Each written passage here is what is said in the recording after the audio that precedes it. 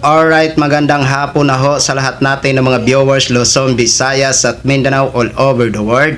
Welcome naman sa ating panibagong video, panibagong reaction, mga ka-action, mga kakamping. So nakikita nyo ba yung nasa screen natin? Diyan, nagulat ang mga DDS na hindi ho nila inaasahan yan. Sino yan? Si Orly Gutesa na kung saan nagsalita ho yan sa Blue Ribbon Committee. Pero nung nabasa ko ho ang nasabing post na yan ng News 5, ako po ay hindi nagulat. Oo, hindi ho ako nagulat mga ka-action. Kasi nung pinapanood ko ho ito, si Orly Gutesa doon sa Blue Ribbon Committee, masasabi ko na nga talaga noon na, Sus Mariosep, parang ano naman yan? Parang hindi ka paniwala. Oo. Kasi may mga error Oo. So, alam ko na marami ho ang nakakapanood sa eksena na yon kung saan nagsalita ito si Orly Gutesa sa Blue Ribbon Committee. So, eto na nga mga ka-action. Eto na. Basahin ho muna natin ito ha. Gutesa, binawi ang pahayag na nag-deliver siya ng pera kay Romualdez. Ayan. Kumbaga, ano na to, bumaliktad na. Yun naman talaga ang totoong term dyan. Binawi niya na nga, no? Ang kanyang naging pahayag na nag-deliver siya ng pera kay Romualdez.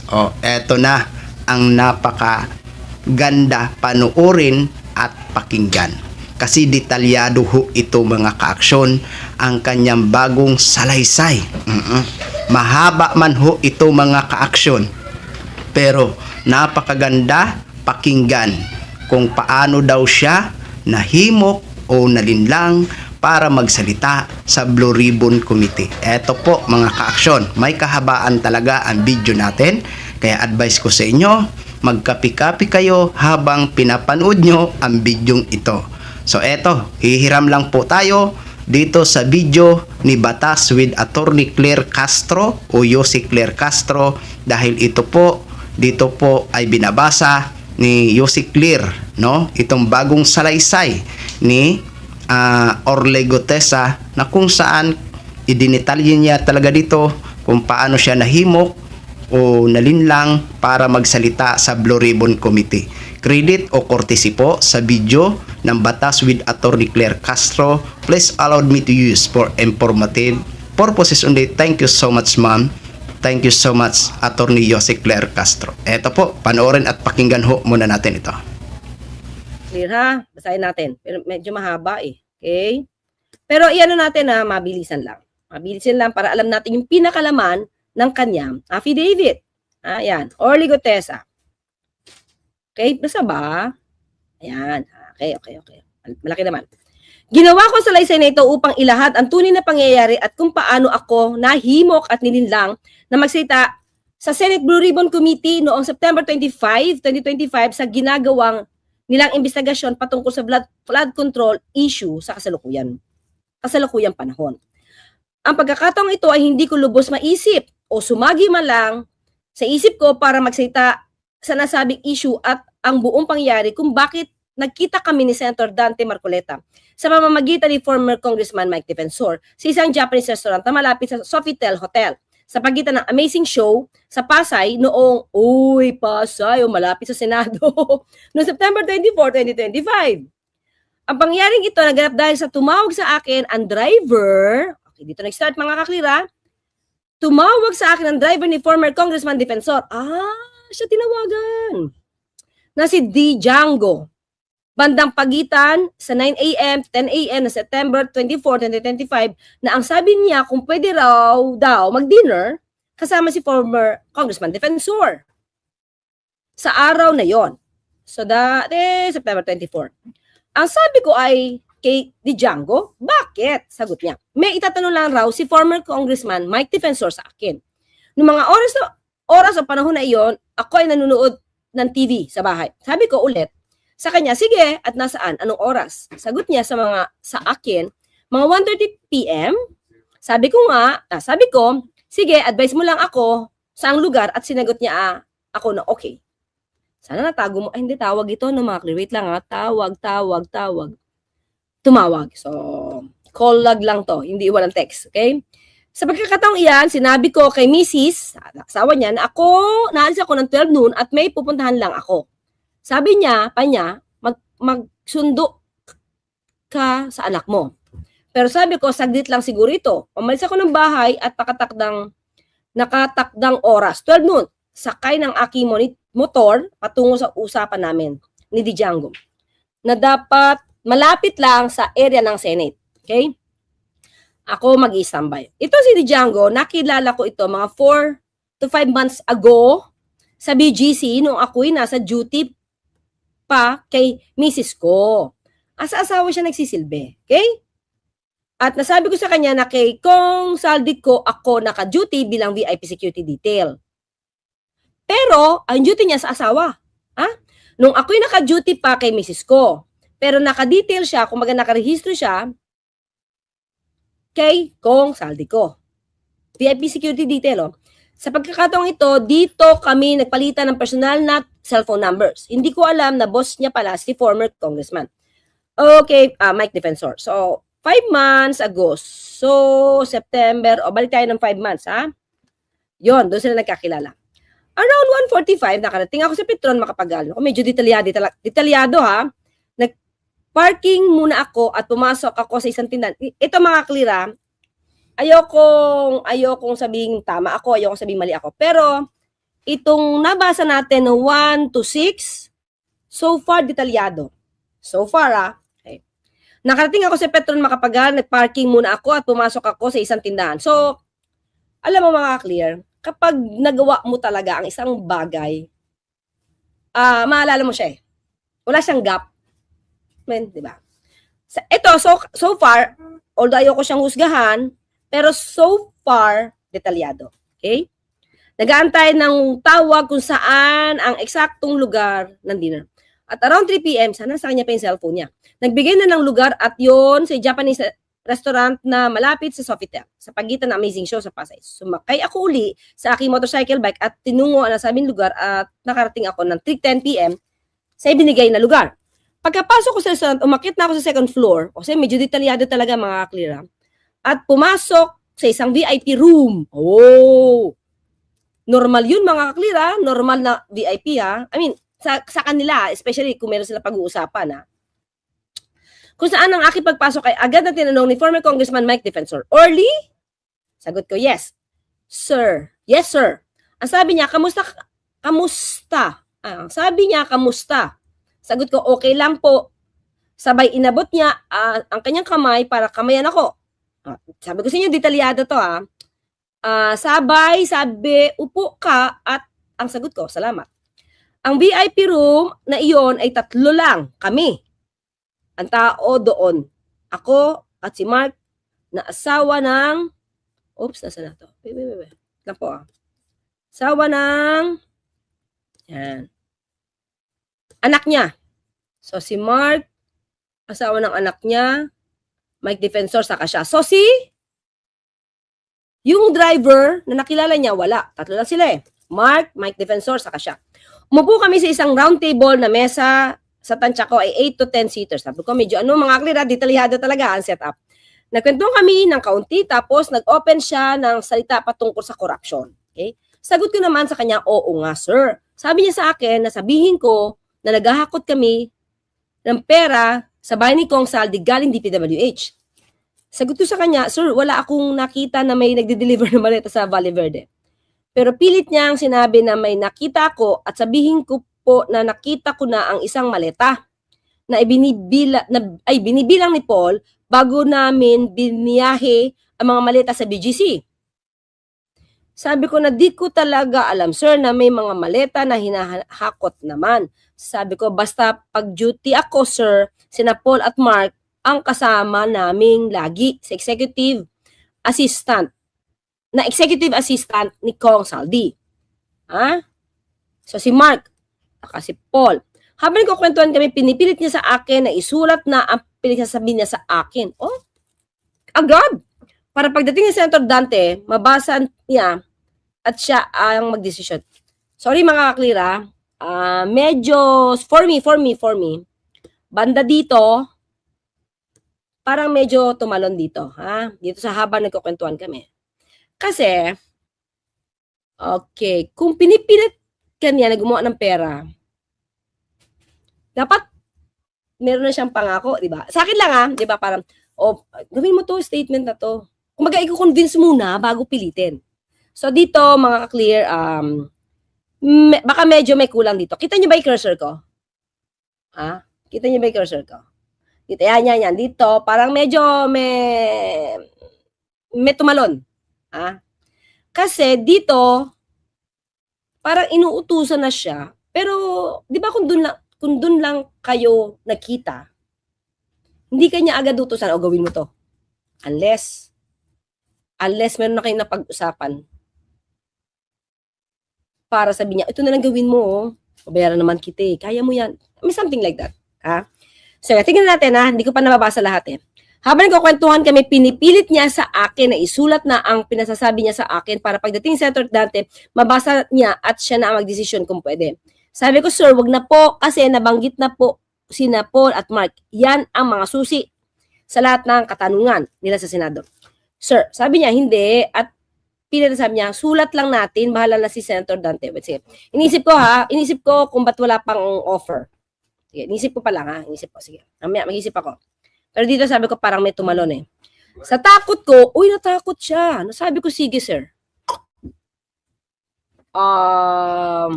Dito, medyo talaga may tumalon. Kasi, kung pinipilit ka na, wala pang pangakuan dito Diba? So, pinipilit ka niya, ba't ka agad natakot kung pinipilit ka lang niya? Iniisip ko yung senaryo mga kaklis. Iniisip ko yung senaryo kung paano siyang natakot. Sulat lang natin, bahala na si Senator Dante. Diba? Pero, pwedeng itong parte na binabasa ko sa inyo, ay pwedeng totoo, pero definitely sa akin, tingin ko, may kulang dito sa banda rito. Okay? After mga 4:30 p.m., dumating si Senator Marcoleta. So, medyo matagal. At 3 o'clock, mabilis naman. Kasi 4:30 dumating, 3:10 siya pumunta dyan, malapit lang. Sige, pwede na. So, siguro naghintay sila the most mga 30 minutes. 40. Sa baba ng restaurant at tumawag sa kanya na nagtatanong kung anong room. Dumating si Senator Marcoleta sa baba ng restaurant at tumawag sa kanya. Okay, so yun, alam na natin yan kasi medyo detalye ito. Ito number 10, detalyado.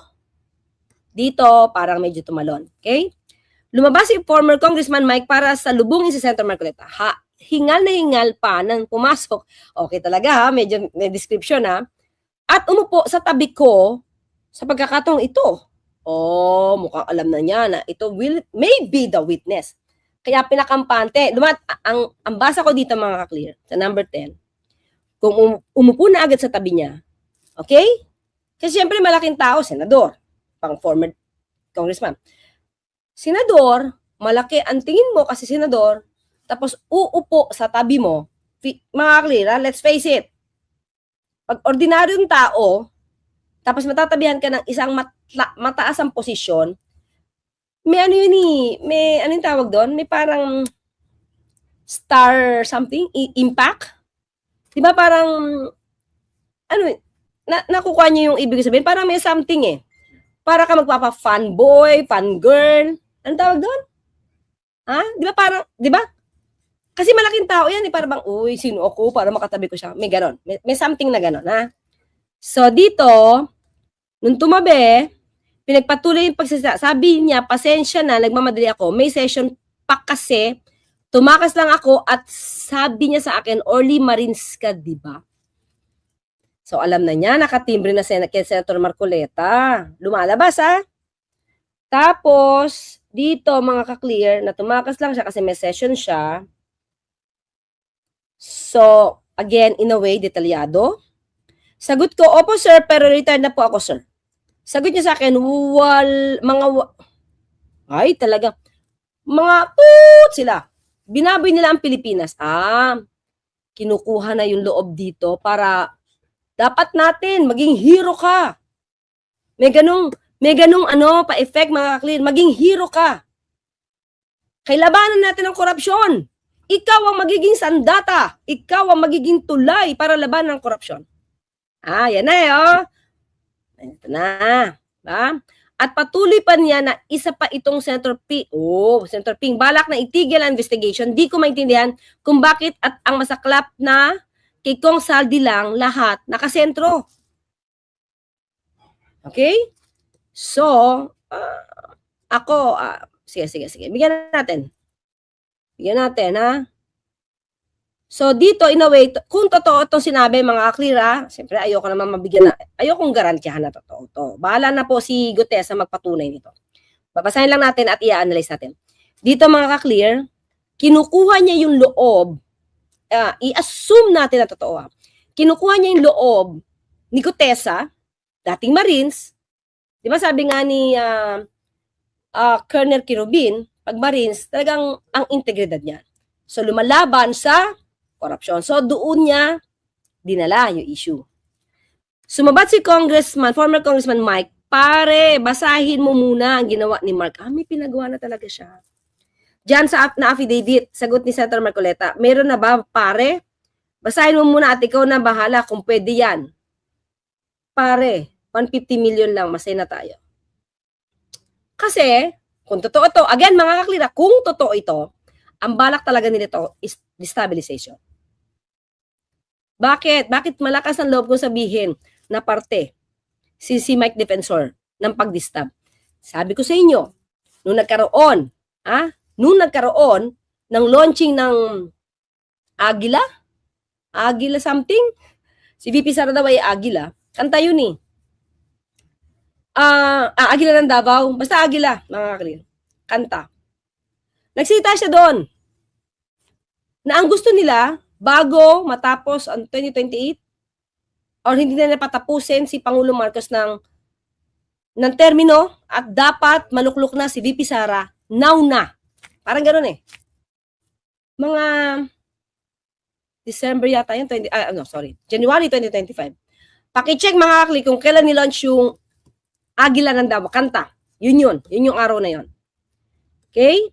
So, sinimulan na ni Senator Marcoleta basahin ang ginawa ni Mark na affidavit base sa sinabi ni former Kong Mike Defensor. Sabi niya, pare, ayusin ko na ang Tagalog at siya mismo ang nag-ayos sa laptop. Ito, inadmit po ito. Itong party na to, 11, inadmit po ito ni Mike Defensor na inayos po talaga nila. Tinulungan nilang mag-prepare. So, kung up to what extent, hindi niya sinabi, pero tinulungan nila ni Senator Marcoleta, siya. So, in other words, mga kaklir, Mike Defensor admitted that, so, alam ni Senator Marcoleta na magkakaroon ng witness. So, hindi siya basta surprise. Ang na-surprise, yung mga miyembro ng Blue Ribbon. At hindi si Senator Marcoleta. At inayos si Senator Marcoleta ang affidavit at iyon. At sabi ni former Congressman Mike Defensor, si Mark kasi di marunong masyado magtagalog. Admitted yan. Nasa article. Hanapin ko talaga yung news na yun, mga kaklir. Kasi, yung sinabi na yun ni Senator Marcoleta, ni Congressman Defensor, sa article or sa isang write-up, parte yun na isang interview. Okay? Hahanapin ko lang kung anong program yung interview na yun. Hindi ko matandaan kung Storycon or basta, parang medyo hapon yun eh. At na matapos yung basahin affidavit, sabi niya, ito na yung missing link na hinanap natin kasi puro si Saldico at ikaw lang ang makakabanggit kay former Speaker Martin na nag-deliver ng pera. Sabay pa alam, pare, ayusin nyo na yan, babalik ako, hahabol lang ako sa session. Bago siya umalis, sinabi ko sa kanya, sir, wag na po ako kasi po, nabanggit na din po ang pangalan ni Paul at Mark. Sagot niya, di pwede si Paul at Mark kasi iglesia. Teka lang mga clear. Sorry ngayon ko lang ito nalaman. Iglesia, alam yung iglesia yung dalawa? So, kaya ba, isip tuloy tayo, kaya ba hindi na dinamay ni Marcoleta? Ngayon ko lang ito Shiro it wasn't me, Maylin. Oo, JD Sinab, Shiro, and Addictus Rex. Yan. Iglesia, nasa na yun? Ito. matitiwalag yun at ayaw ko na ako ang dahilan ng pagkakatiwalag nila. Bakit kasi sa iglesia, ang ganyan, bawal kasi sa iglesia ang ganyang usapan. Yusek, may nakita rin akong video ni Mike Defensor, nagsabi siya doon na parang patay na raw. Talaga? Pero buhay pa. Buhay pa, lumabas. Oo. Okay, nasaan ako? Okay. At sabi niya muli at pinipilit niya sa akin na ako na lang, sabay-sabi na babasahin mo lang yan at mababayaran ka naman. Dito na lumabas. Pero mga Chris, sorry, hinanap ko tuloy.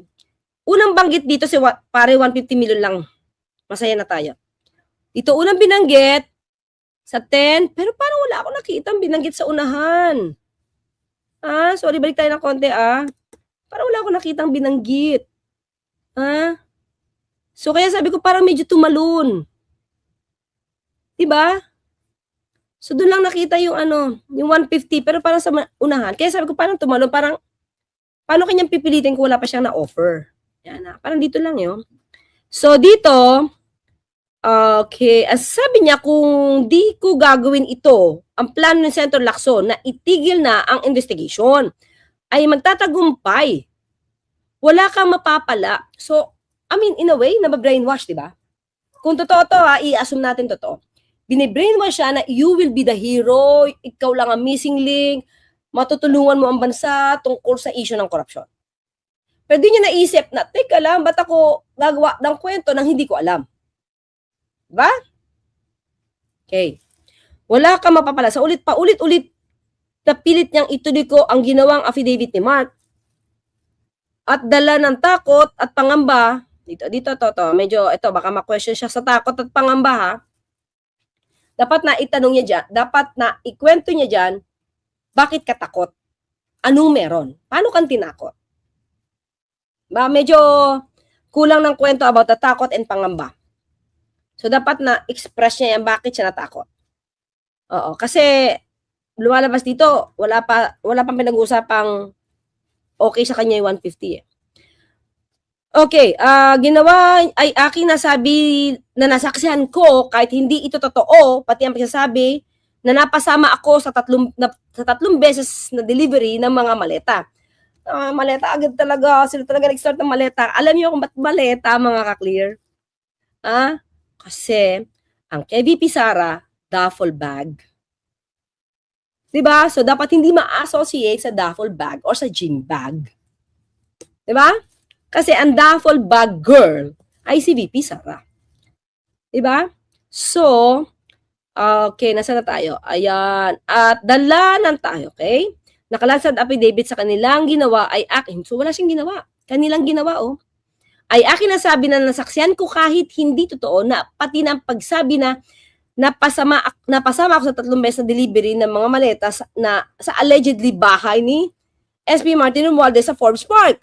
Wala nga akong naging direktang contact o nakita man lang si SP Romualdez sa nasabing address. Ako'y napilitan na sabihin sa kanya, sige po sir, kung ito ang paraan para makatulong ayon. Kasi pinapalabas na kurap sila, tumulong ka kahit wala ka alam. So, nainggan niya na siya. Kaya lang sir, ang inaalala ko lang po ay pag-aaral ng anak ko. Nag-promise ng cash at educational scholarship si former Congressman Mike Defensor. So, may nalok. Bago tuluyan na siyang umalis. So, may naalok na. Okay na yan. Sabi niya, pare, babalik ako. So, most probably, bago sinabi ni Defensor na 150 lang to, pare, masaya na tayo. Baka naialok na to. Wala lang sa unang kwento. Naialok na to kaya Gutesa. Kaya pinipilit na siya gawin. Naialok na to. Okay, para pagbalik ko, basahin ko na lang mamaya. Okay. Sabi niya, pare, babalik ako. Ayusin mo na lang affidavit para pagbalik ko, babasahin ko na lang mamaya sagot ni former Congressman Mike. Okay, pare. Habang inaayos ni Mark ang ginawang affidavit sa kanyang laptop, teka lang mas maliit. Lakihan natin para mas kita niya. Ayan. Okay, ang gumawa ay si Mark. Nasaan ka na? Nag-promise, okay, ito na. Habang inaayos ni Mark ang ginagawang affidavit sa kanyang laptop, nasa tabi ako at nakatingin para makita ko din ang ginagawa niya. At nang matapos na around 6:45, bumalik si Senator Marcoleta, umupo uli siya sa dati niyang inuupuan. Kumain muna siya, nakakamay lang siya at pinapak agad ang prito manok. Wow, nagutom ako. At matapos siyang kumain, bisnasa niya ulit ang affidavit na ginawa ni Mark at sinabi na, okay na ito, pare. Paprint mo na. Inutusan ni former Congressman Mike Defensor si Mark na tanungin kung may printer sa restaurant at mga ilang minuto bumalik si Mark, dala ang printed at affidavit. Isa pa pala. Gusto ko ma-recall natin to. Natatandaan kong binanggit ito ni Senator Marcoleta na hindi siya papayag na hindi notaryado. So, in other words, alam niya magkakaroon ng witness pero hindi niya sinabi sa mga miyembro ng Senado. Alam ko yun yung isa sa sinabi niya na kailangan niya notaryado. Ha? Okay, at kumuha si Senator Marcoleta ng isang copy. Sabi niya, akin na muna ito para may copy na ako at pilit sinabihan niya ako na, ito to. Nabanggit ito, ipanutali mo yan sa kakilala namin at bukas punta ka na, the following day, ng Senate kasi may hearing na 9 a.m. Dapat nasa Senate ka na ng 8 a.m. Diretso ka sa office ko, pagkatapos ay umalis si Senator Marcoleta at sumabay na din si former Congressman Mike Defensor. Naiwan kami ni Mark at pinapunta ako sa mapagnotaryuhan sa Pasay. Agad binigay niya sa akin ng address at pinuntahan ko, siya lang pumunta para makapagpanotaryo doon. So, mga clear, ang una kong analysis dito, iniwan sa tao ni Mike Defensor yung papel, tapos si Gutesa umalis na rin. So, mali yung aking, mali yung aking theory noon. Kasi siya pala talaga ang pumunta. Okay? Pagkatapos ng notaryo, bumalik agad ako sa restaurant at binigay, wait, ulitin natin Naiwan kami ni Mark at pinapunta ako sa magpapanotaryuhan sa Pasay. Agad binigay niya sa akin ang address at pinuntahan ko. So, kakilala yung lugar para makapagpanotaryo tayo doon. So, kilala niya yung tao doon sa address. Pagkatapos ng notaryo, bumalik agad ako sa restaurant at binigay ni Mark ang binalot na pagkain o may food. Saka diretso na ako umuwi. Mga 9 a.m. nakarating ako sa bahay. So most probably wala siyang kopya. Binigyan niya lahat kay Mark binigyan niya ang kopya. Na, ikwento ko kay Mrs. na sabi ko sa kanya na parang haharap ako bukas sa Senate. Ang sabi niya sa akin, bakit? Kasi sabi ko sa kanya, si Paul at Mark ayaw ipatawag ni Senator Marcoleta kasi baka daw matiwalag sa iglesia.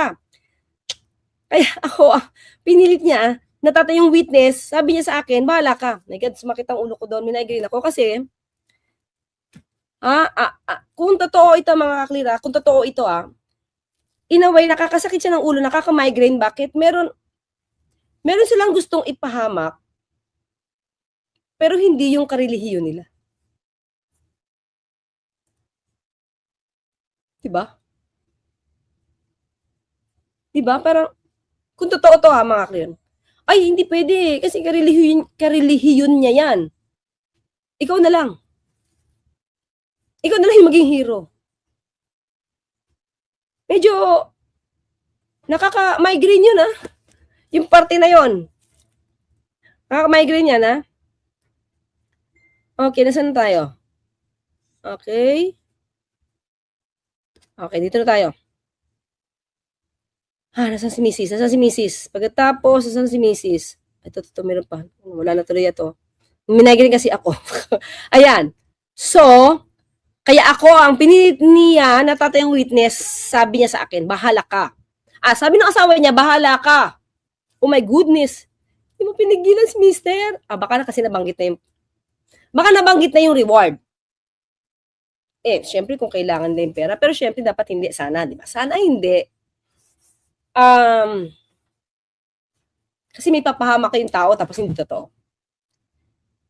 Kahit mahirap na sa akin di ba, kahit na may paraan naman kumita. Although siguro sabi nila, hindi mo kasi yan naiintindihan kasi hindi mo naranasan. Pero, kaya mo bang ipakain sa tao ang perang nakuha mo, tapos magbubulid ka ng isang taong walang kasalanan? Yun lang mga kina. Parang kaya mo bang kainin yung pera na-earn mo, pero ang kapalit, magsisinungaling ka. Magpapahamak ka na isang tao. September 25, 2025, kinaumagan, umalis ako ng bahay, dala ko ang sasakyan ko na Uy, teka lang ha. Dala ko ang sasakyan ko na Montero. Ah, may Montero siya? Totoo ba to? At bumalik ako sa pinagnotaryuhan ko. Kasi ang taon pinalitan ko. Ay, may kamali. 2025 at pinapalitan ko ng 2024. Para di malata, ang kasinungalingan nakasulat doon dito. Dapat makita pala natin yung notaryo kung may erasure, no? Okay, so 1 year before. Okay? Darating ako sa Senate around 8:50 ng umaga at ang sabi ay tumuloy ako sa 5th floor at doon ang opisina ni Senator Marcoleta. Totoo ito. Nabanggit ito ni Senator Lacson. Ayon sa duty lobby na kung saan ay naglalag-in ako. Doon kinuha ko ng ID at nilagyan ng countersign para sa visitor ng office si Senator Marcoleta. Sa second floor, noong nag-open ang elevator, may pumasok na babae na iyon ang staff ni Senator Marcoleta na nagsundo sana sa lobby. Kaso, nag-ihi noong di pa ako dumating. Kaya doon niya ako nakita sa elevator. Paakyat ng 5th floor. So, dapat sa lobby sana. No? Kaya yata umihiyat, nag-jingle si girl. Tama ba? Step, babae. Kaya, parang naunahan niya. So, sa 5th floor na sila nakita. Paglabas ng elevator, papunta sa opisina ng Senator Marcoleta, habang kami naglalakad, sa hallway, naalala ko noong nagmamaneho ako papuntang Senate. Nasabi ko na wag na tumuloy. Kaya lang, naisip ko ang mga pera. Yun eh. At education. At tingin ko, ito rin yung nasabi niya sa asawa niya. Kaya sabi niya, balak ka. At ang pamimilit sa akin, nina Senator Marcoleta at former Congressman Noy.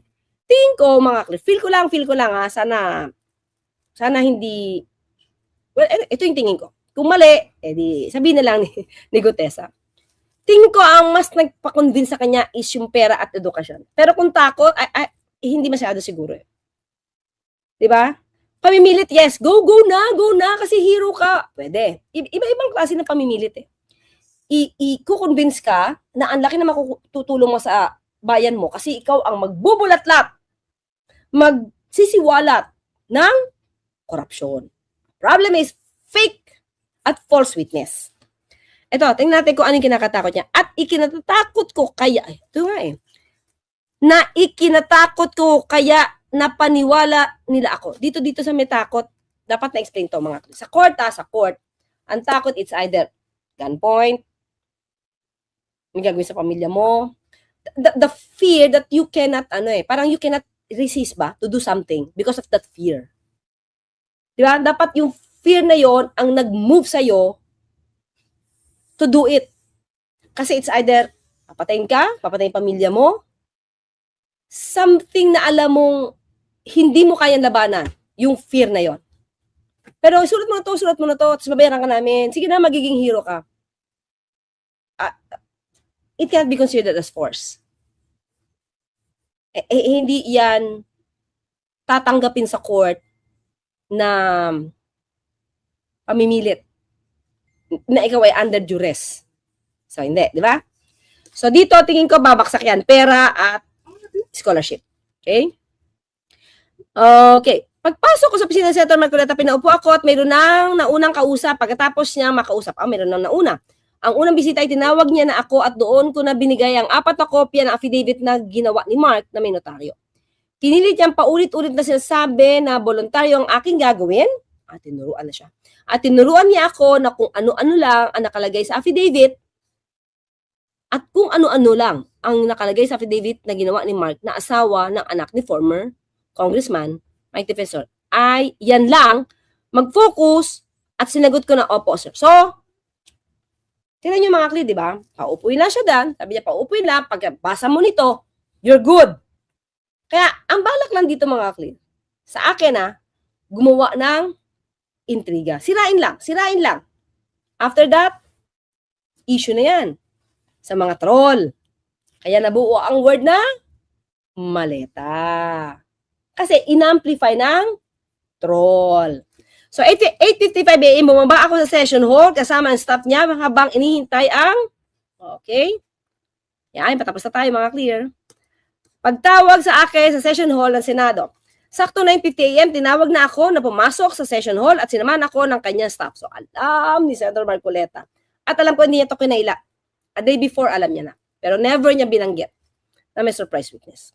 Sa pinaupo ako at sa pinakalikod na nasa gitnang bahagi kung saan kaharap ko sina Senator Ping Lacson, Senate President Tito Soto at Senator Erwin Tulfo. Habang ongoing ang session, pinanumpa muna ako bago umupo. Pinasumpa kasi. Naging observer muna ako bago naging privilege time na ni Senator Marcoleta kung saan presentan niya ako as resource person. Binasa ko ang affidavit na ginawa ni Mark at napagalitan pa ako. Ito, totoo to. Kasi nag-a-adlib ako at ang sabi ay sundan lang ang nakasulat. Kasi yun yung bilan. Huwag ka, focus ka lang dito sa sinulat, ha? So, nagkaroon ng break ang session ba ng 12 p.m. Bumalik ng 2 p.m. hanggang natapos ng 5 p.m. Okay? Okay. Sana tayo. Okay. Pagkatapos ng session sa Senado, tinangka ko pang kausapin at magpaalam kay Senator Marcoleta pero may kausap siya. At hindi niya na ako pinansin hanggang lumabas na ako ng session hall kasama ang security ng Senate papuntang ground floor. Doon pinapirma na ako ng waiver na ayaw ko magtanggap ng security. Teka lang. Galing sa kanila na, kasi sinabi niya hindi niya kailangan, di ba? Na kung saan ay tumagal ang proseso ng mga isang oras. Lumabas ako mag-isa, talugo, iniwan na siya. Ito siya, sabi niya siguro bigla siya iniwan sa ere. Lumabas ako mag-isa, nalakad patungo sa open space ng parking area ng Senate at nakalutang, nagulong-gulo ang isip dahil sa hindi man lang ako kinausap ni Senator Marcoleta pagkatapos niya akong gamitin sa kanyang mapansariling mithiin na mapublicize at i-criticize ang alleged involvement ni dating House Speaker Romualdez. Tinatanong ko ang sarili ko bakit ko ginawa ito. Napakabilis ng pangyayari at litong-lito ako sa mga panahong iyon na kahit habang nagmamaneho ako, kinakausap ko ang misis ko na nanghihingi ako ng kapatawaran. Kasi nadala ako sa matatamis sa salitang pangako ni former Congressman Mike Defensor at Senator Marcoleta. Totoo, sabi ko sa inyo mga clear. May matamis talaga na pangako. Hindi because of the fear. Diba? Natakot siya, diba? So dito labas talaga to. Kasi sabi ko medyo yung fear medyo hindi siya acceptable. Ayan, matatamis sa salitang pangako ni na former Congressman Mike Defensor at Senator Marcoleta. Kaya ako nagpagamit ng husto. Kay bilis ng pangyayari, di ko inakala na ganito pala ang kalalabasan na ginawa ko sa kadahilan ng bugso na gamit at nagpadala. Kasi nga pera mo. Millions mga kaklirin. At nagpadala sa manggagamit at matatamis sa salitang para sa bayan. Ayun. Totoo yan. Nakita doon sa unang kwento. Hindi. Totoo yan. Base sa kanya, mga kaklir. Again, disclaimer, wala tayong personal knowledge dito. Kaya nagawa ko ang bagay na yun. So, totoo ito malamang na yung the promise. Marami nagpadala na pakikiramay sa kanilang simpatya at suporta. Minabuti ko na di na ako mag-contact sa kanila para wala nang madadamay kasi alam ko na lahat na didikit sa akin ay iko-connecta na kung anuman ang aking ginawa lang na sa paggamit ko sa mga politiko at sa pagiging dating sundalong marino. Totoo yan. Kasi marine. Hindi na din ako kinontak ng opisina ni Senator Marcoleta o former Congressman Mike Defensor. Kaya doon ko na natansya na ginamit lang talaga nila ako sapagkat huli na ang lahat ng mga pangyayari at ako'y lubos na nagsisi. Alam mo ba, pinasira lang, di ba? With that, sinira lang. Kaya, di na rin siya nakapunta kay DOJ kasi wala siyang alam. According to him. So, balit no, September 27, 2025, may isang biglang kumontak sa akin na galing sa opisina ng Senator Marcoleta. So, 2 days. Nagsasabi na bibigyan ako ng numero ni Atty. Rowena Guanzon. Uy, damay. Para ako daw ang tatawag para manghingi ng tulong para sa pag-ayos ng affidavit na may mga correction upang ito ay magamit ebidensya sa pag-file ng kaso sa September 29, 2025 pero hindi na ako nagtangkang contact, hindi na akong nagtangkang kontakin Atty. Gonson para maiwasan na ang muling paggamit sa akin. So hindi na siya nagpa-contact. Diba? Oh. Ayokong husgahan si Atty. Ba't lumiit ito? Ayokong husgahan si Atty. Gonson, mga ka-clear, ha? Pero dumamaya sa 22. Paragraph 22. So tutulong pa si Atty. Rowena Guanzon, pero hindi na siya nagpa-contact. Ang tanging sinandalan ko na lang ay ang mga tunay na kaibigan na naging karamay ko at gumabay na nagbigay linaw sa aking isipan dahil sa pangyayari para sa aking seguridad at ng aking pamilya. Yun na ho mga ka-aksyon, mga kakamping, no, napanood na natin at napakinggan ho natin ang buong salaysay, napaka-detalyado ho mga ka-aksyon, mga kakamping. Naku ho, kung mapatunayan, dagdag kaso naman ito. Sus Maria Josep, nako, ayan na mga DDS ang sinasabi ko sa inyo. Umasa kayo dito kay Orly Gutesa na nagsasabi ng totoo. Ayan ayan, ano ang masasabi nyo dyan? So alam naman po natin ang magiging naratibo ng ilan sa mga DDS dito sa pagbawi ng salaysay nito ni Orly Gutesa. Sasabihin naman ho nila ng ilan sa mga DDS na alam nyo lang ibig kong sabihin, malita na naman yan ang kanilang mga naratibo. Oo. So yan po mga ka-aksyon, mga kakamping, no? So yun lang ho mga ka-aksyon, mga kakamping, no? Gin-share ko lang ho sa inyo yan. Maraming salamat ho sa ating mga viewers Luzon, Visayas at Mindanao all over the world. Ako po ang inyong lingkod, si Action Man. Have a good day, everyone.